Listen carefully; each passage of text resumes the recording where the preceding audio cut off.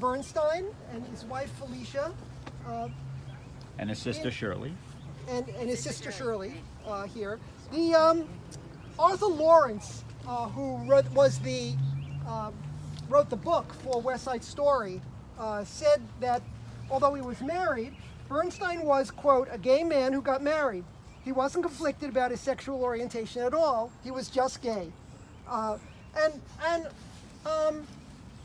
The most recent biographies of Bernstein, who was, of course, one of the great composers and conductors in America, both of classical music and of the Broadway stage, On the Town, West Side Story, Candide, and Wonderful Town.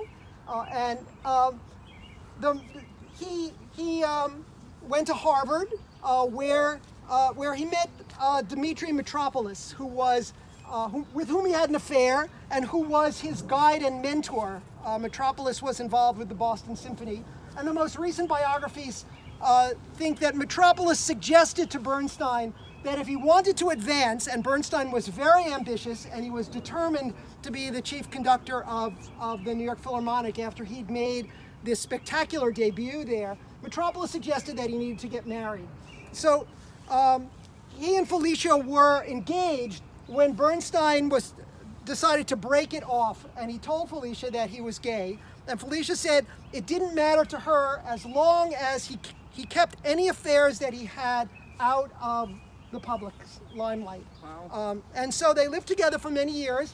In the 1990s, Bernstein, in the 1980s, Bernstein left Felicia and moved in with a man who he had met, I think, in California. And then shortly thereafter, Felicia got cancer, and Lenny was consumed with guilt and moved back in and took care of her for the rest of her life. He died in 1990 after giving his final concert at Tanglewood, where he'd really begun his career. I was at the rehearsal of the final concert, which was incredibly moving, and he could hardly move. He was so weak, but it was quite spectacular. So, as a lifetime New Yorker, he chose that this would be the site. He chose this site after Felicia died, and as you can see, it's beautifully maintained, beautifully landscaped. And if you're not familiar with it, it is a tradition that Jews don't leave flowers at graves. They place rocks as a permanent memory, because the rocks won't erode. And so that's why all the rocks, all the little stones here. There must have been many, many more rocks than have been put somewhere else, right?